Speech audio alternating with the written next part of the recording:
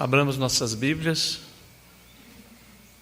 em Atos dos Apóstolos, capítulo 11.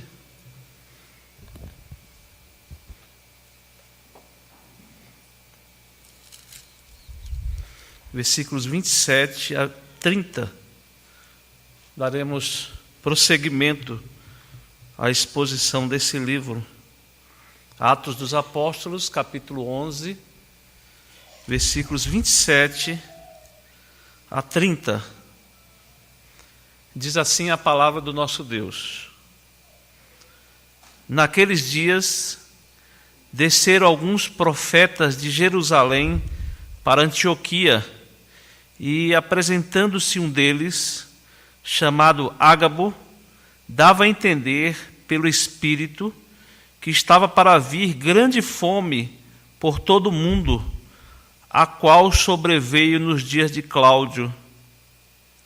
Os discípulos, cada um conforme as suas posses, resolveram enviar socorro aos irmãos que moravam na Judéia, o que eles, com efeito, fizeram, enviando-o aos presbíteros por intermédio de Barnabé e de Saulo.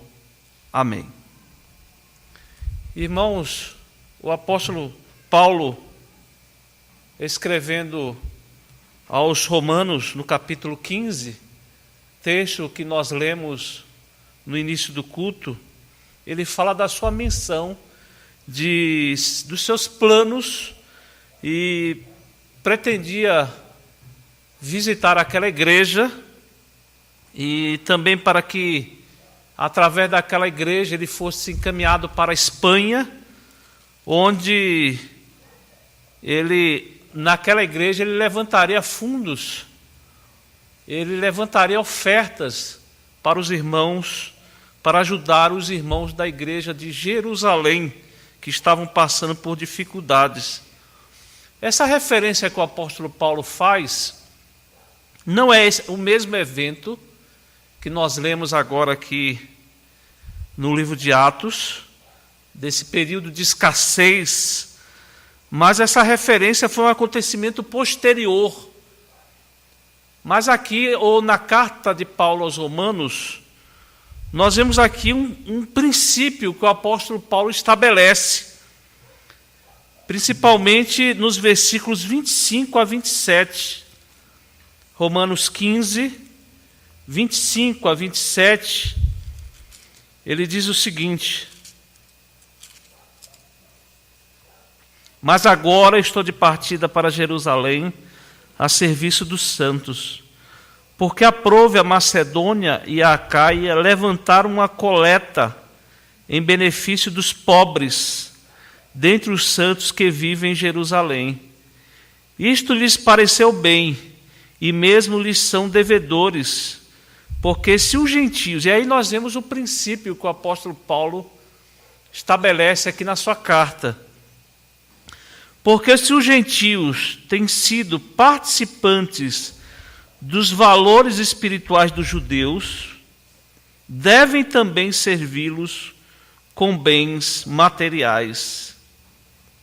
Então vejam, irmãos, que Paulo fala que os gentios, eles são devedores dos judeus com relação às bênçãos espirituais, porque eles receberam o evangelho dos judeus, foram abençoados pelos valores espirituais através dos judeus.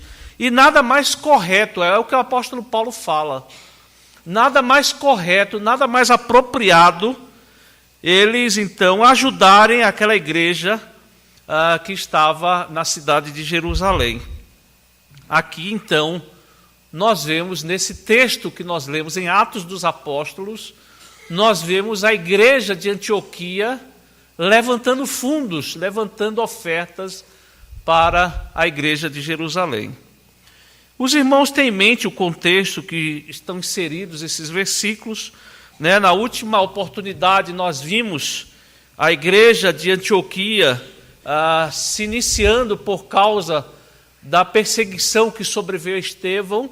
Então aqueles irmãos que fugiram de Jerusalém, eles saíram dispersos, né, por várias cidades, por vários lugares, e nesses lugares eles iam pregando o evangelho, e o reino de Deus ia sendo expandido, ia se expandindo, e atingiu, ou chegou, o evangelho chegou à cidade de Antioquia, formando ali uma igreja que foi atendida por Barnabé, foi atendida por Jerusalém.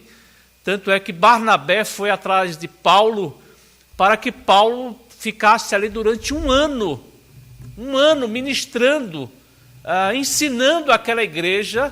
Então aquela igreja se tornou uma igreja abençoada, confirmada, e a partir daí então surgiram naquela igreja vários mestres, né, como nós vemos no capítulo 13, havia na igreja de Antioquia profetas e mestres.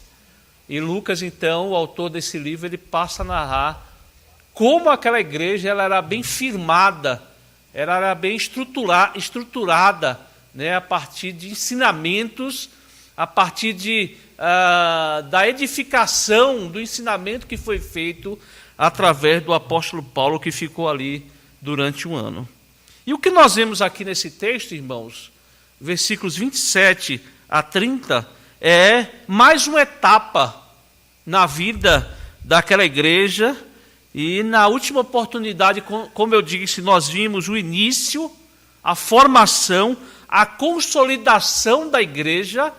E agora, então, eu gostaria de considerar com os irmãos o exemplo de solidariedade cristã dessa igreja formada e solidificada através daqueles irmãos. Então eu queria chamar a atenção dos irmãos, como de fato a igreja de Jerusalém, primeiro, como a igreja de Jerusalém abençoou aquela igreja de Antioquia, né? Foi através da igreja de Jerusalém que se formou essa igreja de Antioquia, né? Cheia de mestres, de profetas, que nós vemos aí no texto. E vamos começar então, a partir do versículo 7, nós lemos dizendo que naqueles dias desceram alguns profetas de Jerusalém para Antioquia. Nós lemos aqui, irmãos, nesse versículo, que naqueles dias em que Saulo e Barnabé ministravam, doutrinavam na igreja recém-fundada de Antioquia, chegaram alguns profetas de Jerusalém naquele lugar. Alguns profetas vindo da igreja mãe de Jerusalém, por alguma razão que nós não sabemos, eles chegaram à igreja de Antioquia. Nós lemos também que dentre eles estava um profeta chamado Ágabo, né? Nós vamos ouvir a citação desse profeta nesse mesmo livro, lá no capítulo 21, a partir do versículo 10. Outro fato envolvendo o apóstolo Paulo, quando ele pega o cinto do apóstolo Paulo e ele amarra as mãos, né, nas suas mãos, o profeta Ágabo, e ele diz: olha, da mesma maneira que estou amarrado, estou acorrentado, vai acontecer com você, Paulo, se você for para Jerusalém. E Ágabo novamente previndo o que aconteceria com o apóstolo Paulo se ele fosse para Jerusalém. E Paulo, então, ele responde que ele estava pronto para ir pregar o evangelho, ele estava pronto não somente para ser preso, mas ele estava pronto para morrer. Estava pronto para morrer, se necessário fosse, por amor ao evangelho de Cristo Jesus. E diz o texto, irmãos, que Ágabo dava a entender que o Espírito Santo lhe dizia que estava para cair sobre o mundo uma grande fome. E aqui entendamos, irmãos, o mundo como o Império Romano naquela época, ou como era entendido naquela época. E imaginem os irmãos, vindo essa grande fome, o que aconteceria com as igrejas.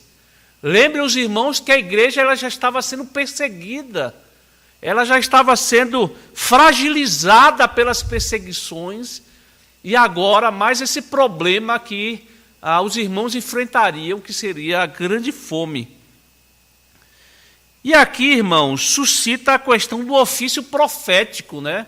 Como nós entendermos isso? Um profeta que prevê o futuro. Um profeta que prevê acontecimentos futuros.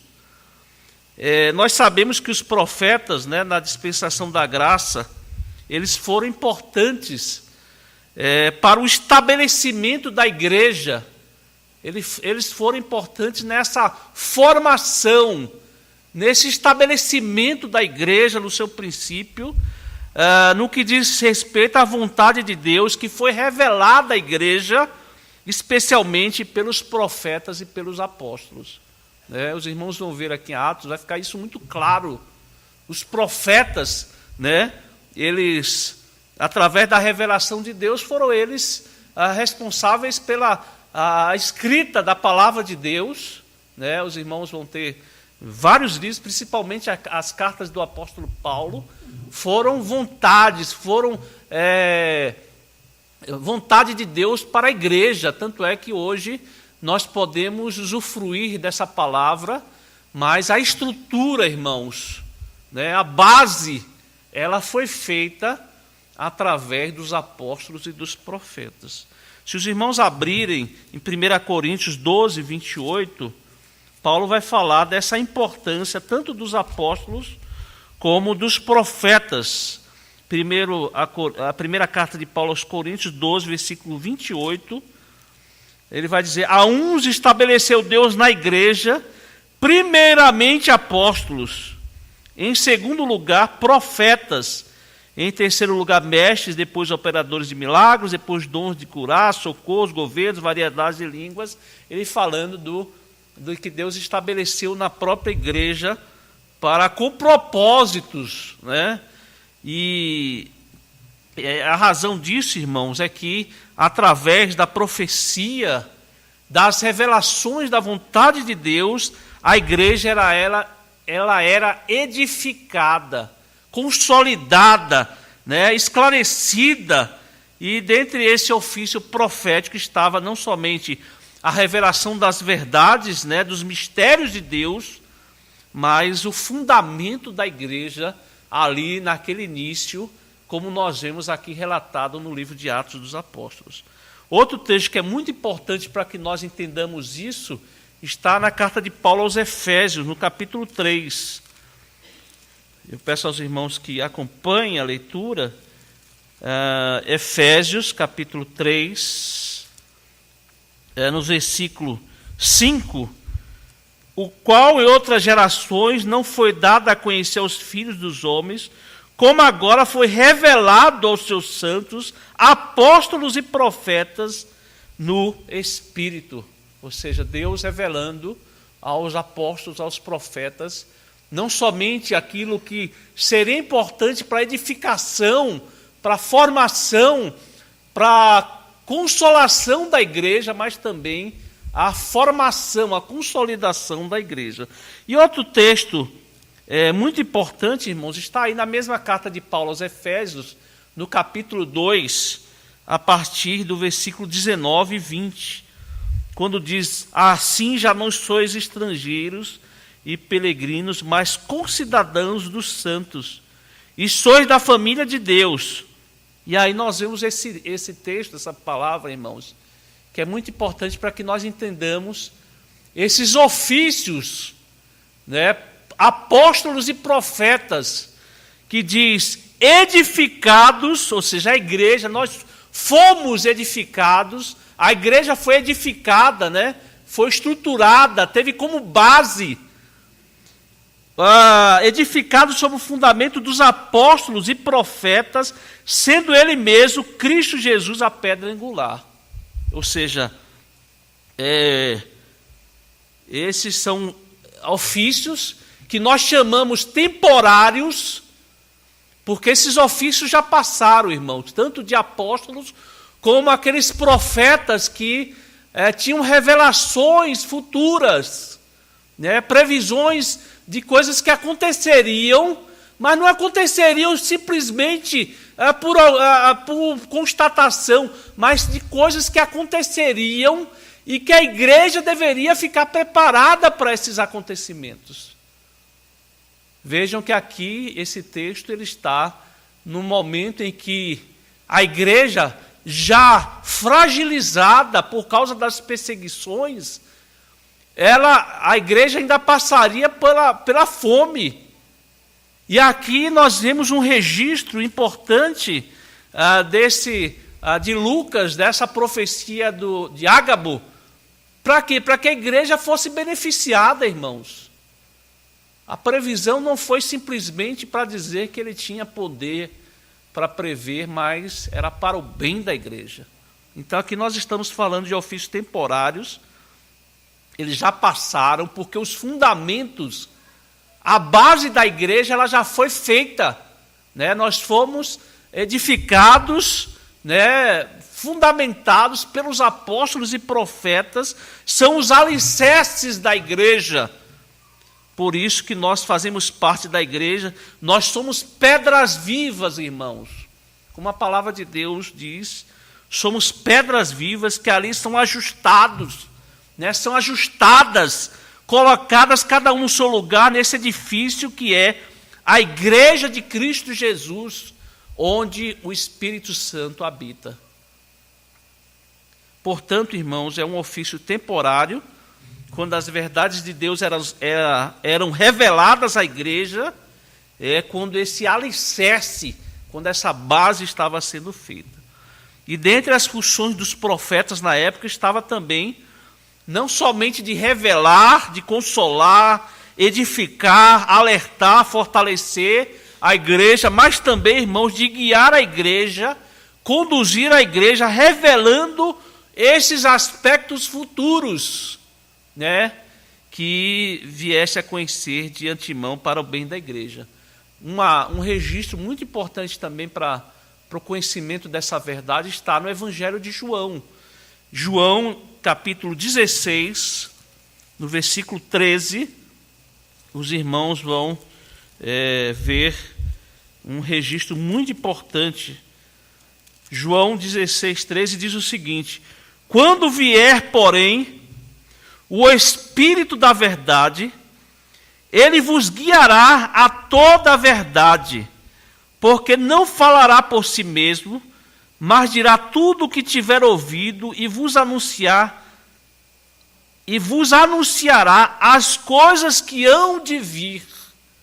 Ou seja, através desses profetas que eles previam, eles tinham essa revelação do futuro para o bem da igreja, para o bem da igreja de Cristo Jesus. Então vejam que Ágabo, ele prevê, né, nesse ofício temporário que já passou, ele previu, então, ele teve a revelação do futuro, da fome que haveria de vir sobre o mundo, sobre aquele império dominado pelo Império Romano. Veja que Lucas aqui, irmãos, ele confirma isso. Ele, inclusive, confirma a data, o período em que houve essa grande fome. Está aí no versículo 28, quando ele diz: naqueles dias desceram alguns profetas de Jerusalém para Antioquia, e apresentando-se um deles chamado Ágabo, dava a entender pelo Espírito que estava para vir grande fome por todo o mundo. E Lucas aqui, irmãos, ele registra que realmente houve, dá o período, a qual sobreveio nos dias de Cláudio. Ele dá a data, ele dá o período onde houve essa fome, no período curto do imperador Cláudio. No curto reinado de Cláudio. E esse registro, irmãos, ele não está somente aqui, na Bíblia Sagrada, no livro de Atos dos Apóstolos, mas em vários registros históricos, como, por exemplo, dos judeus, como a Joséfo, é um dos que tem mais, digamos, credibilidade ou materiais históricos com relação à vida dos judeus naquela época. Ele registra essa grande fome que sobreveio no período do imperador Cláudio. E também em livros, em registros romanos, como é o caso de Suetônio, esse escritor histórico que registra também essa grande fome que sobreveio nos tempos de Cláudio. Na verdade, o que houve, irmãos, foi uma grande enchente no rio Nilo, às margens do qual havia plantações, e essas plantações, né, de trigo, de grãos, de alimentos, de plantações que seriam transformados em alimentos, essas plantações elas foram perdidas por causa dessa grande enchente. E por causa disso, o preço dos grãos, por estar escasso, né, o preço foi às alturas. Os grãos ficaram muito caros. E então, veio esse período de grande fome que é datado entre os anos 46 e 48 depois de Cristo Jesus. Exatamente nesse período do imperador Cláudio. Então, irmãos, esse é um lado da história que nós temos aqui. A igreja de Jerusalém abençoando a igreja de Antioquia através desse profeta Ágabo, através de outros profetas, através de Barnabé, através dos apóstolos, ali ministrando, ali consolando, ali consolidando aquela igreja, mas não somente isso, irmãos, trazendo informações, trazendo revelações que seriam muito importantes para a vida daquela igreja de Antioquia.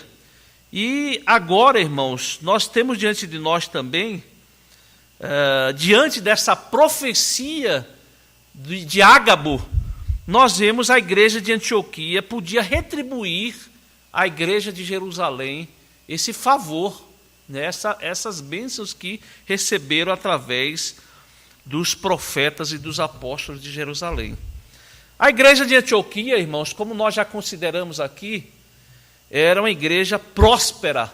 Aquelas regiões, né, nós vimos aqui, a Antioquia era uma igreja, ou era uma cidade cosmopolita, né, tinham recursos financeiros, e diante, então, daquela profecia, eles tomaram uma decisão, né, está registrado aqui, tomaram uma decisão de ajudar, de levantar ofertas, de levantar recursos, um auxílio, né, para aliviar os sofrimentos que viriam sobre a igreja mãe, a igreja de Jerusalém. Nos versículos 29 a 30, irmãos, aqueles que ministravam, ensinavam a igreja, né, a Barnabé e Saulo, eles então ficaram incumbidos de levar essas ofertas à igreja de Jerusalém. Os discípulos, cada um conforme as suas posses, resolveram enviar socorro aos irmãos que moravam na Judeia, o que eles com efeito fizeram, enviando-o aos presbíteros por intermédio de Barnabé e Saulo. Nós vemos aqui também, irmãos, o apóstolo Paulo, como apóstolo, ele fazendo aqui algo extraordinário, né? O que nós vamos ver no registro de Atos dos Apóstolos, que quem fazia isso, quem ajudava os necessitados através de levantamento de ofertas, de ajuda financeira, eram os diáconos, que era um ofício já estabelecido lá, como nós consideramos no capítulo 6. Mas aqui nós vemos, irmãos, uma situação extraordinária.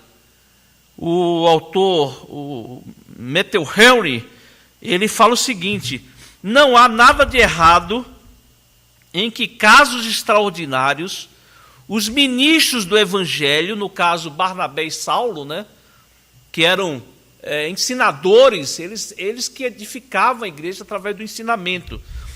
Não há nada de errado que em casos extraordinários os ministros do evangelho sejam mensageiros de atos caridosos da igreja, embora o cuidado constante dessas tarefas ordinariamente os afastariam da tarefa mais necessária e pertinente àqueles que se consagraram à oração e ao ministério da palavra.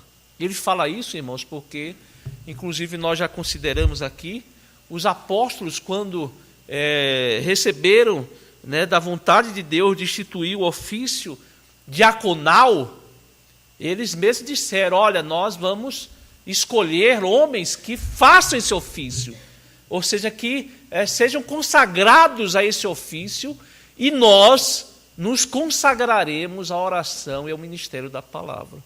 Ou seja, eles eram os responsáveis pelo ministério da palavra. E como nós vimos ali, como a igreja estava crescendo, o serviço estava sendo cada vez mais exigido, e eles não poderiam, digamos assim, se ocupar com esse trabalho. Então, por vontade de Deus, se estabeleceu esse ofício na igreja, o serviço diaconal, para que os ministros pudessem, então, se dedicar à oração e ao ministério da palavra. Irmãos, nós vemos aqui, então, o exemplo dessa igreja, a igreja de Antioquia, um exemplo de solidariedade cristã, uma igreja genuinamente convertida, abençoada, esse instrumento de Deus para abençoar a igreja mãe, né, a igreja mãe através do alimento que eles iriam necessitar. E aí eu gostaria de trazer aos irmãos, diante desse registro histórico, né, tanto da igreja de Jerusalém, abençoando a igreja de Antioquia através de mestres, profetas, ensino, edificação, e agora a igreja de Antioquia ajudando aquela igreja de Jerusalém, igreja mãe, através de alimentos, de recursos que tanto necessitariam. A primeira lição que eu gostaria de trazer para os irmãos está na primeira, o registro que está na primeira carta de João. Os irmãos que desejarem abrir, primeira carta de João, no capítulo 3, ele diz o seguinte, João 3,17: ora, aquele que possuir recursos deste mundo e vir a ser o irmão padecer necessidade e fechar-lhe o seu coração, como permanecer nele o amor de Deus?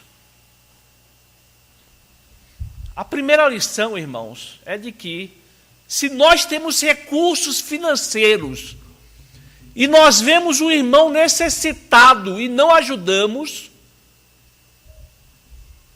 vai a pergunta de João aqui: como pode permanecer nele o amor de Deus? E aí eu vou pelo caminho contrário. Se nós temos, irmãos, o amor de Deus, se nós realmente fomos atingidos pela graça de Deus e modificados, renascidos pela graça de Deus, tendo como habitação nosso seu Espírito Santo, irmãos, tendo o amor de Deus, nós não podemos ver um homem necessitado, alguém necessitado, e tendo recursos, temos que ajudá-lo. É esse o ensinamento aqui que nós vemos. Veja que quando nós socorremos, como diz a Bíblia, a nossa função, irmãos, a nossa vida deve ser de ajudar primeiramente os da casa da fé, os da igreja. É isso que a Bíblia nos ensina. Nós devemos ajudar primeiramente os da fé, os da nossa igreja, irmãos. Essa passagem que nos ensina que a solidariedade cristã é uma manifestação da unidade que a igreja deve ter. Porque se nós temos o amor de Deus, essa solidariedade deve se manifestar em nós. Então, irmãos, quando nós temos posses, né? E quando eu digo posses, eu não digo muita, é cada um conforme as suas posses, conforme o seu ganho. Como é que nós podemos ver um irmão necessitado e não ajudá-lo? Se nós temos o amor de Deus, nós não podemos ficar parados diante de um sofrimento de um irmão em Cristo Jesus. Outra lição, e é o que Paulo vai ensinar também lá na frente, nas suas cartas, é de como esse socorro deve ser feito. Esse socorro ele deve ser feito de forma voluntária. Vejam aí, no versículo 29, desse texto que nós estamos considerando, Atos 11, 29, que o texto diz o seguinte: os discípulos, cada um conforme as suas posses, eles resolveram, irmãos, foi algo voluntário, eles resolveram fazer isso, né? Conforme as suas posses, resolveram voluntariamente, né? Eles reconheceram que a igreja de Jerusalém foi importante na formação daquela igreja e fizeram isso voluntariamente. Outra lição que nós temos aqui, de acordo com esse texto, é que nós devemos ajudar conforme as nossas posses, né? Conforme a abundância de cada um, né? Os discípulos, cada um, conforme as suas posses, ou seja, conforme o que nós temos, né? Quem tem mais tem que ajudar mais. Quem tem menos tem que ajudar menos, mas tem que ajudar. Não é porque tem pouco vai deixar de ajudar. É conforme as suas posses. Cada um ajudando conforme as suas posses. E outra lição aí, né, ainda nesse primeiro item de como nós devemos ajudar, é que conforme a necessidade das pessoas. Os discípulos, cada um conforme as suas posses, resolveram enviar socorro aos irmãos que moravam na Judeia, porque eles passariam por uma grande fome, né? Uma fome que viria sobre o mundo naquele sentido, e então nós devemos estar atentos, irmãos. Nós devemos estar atentos às necessidades dos nossos irmãos, né? Conforme as suas necessidades, nós devemos ajudá-los. Então, irmãos, e nada mais justo que aqueles que haviam sido abençoados espiritualmente e tendo condições e confirmado, então, que aqueles irmãos estavam necessitados, nada mais justo, irmãos, nada mais justo do que ajudar aqueles que foram beneficiadores espirituais daquela igreja. Lá em Hebreus, irmãos, no capítulo 13, versículo 7, a Bíblia, ela nos exorta no sentido de nós nos lembrarmos dos nossos guias, de nós nos lembrarmos daqueles que nos ensinaram. Lembrai-vos dos vossos guias, os quais vos pregaram a palavra de Deus. Foi o que aquela igreja fez, irmãos. Eles lembraram disso, lembraram dos seus guias, lembraram daqueles que abençoaram tanto a igreja através dos ensinamentos, através da edificação, da consolação, da estruturação bíblica.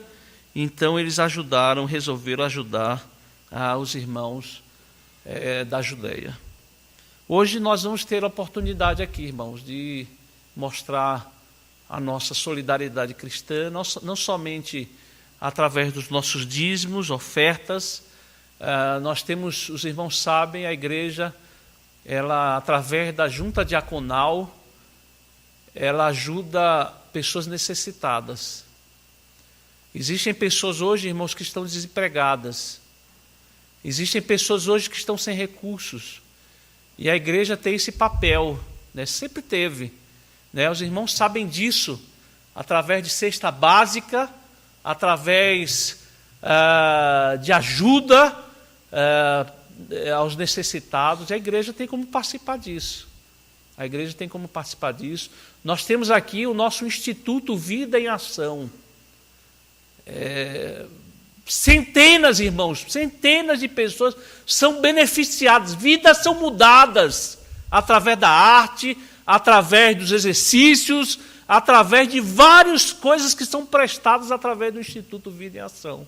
Talvez aqui você não saiba disso, talvez você não conheça, mas a igreja presta esse papel muito importante, irmãos, na vida social daqui da região, E nós precisamos, irmãos, mostrar que nós temos o amor de Cristo.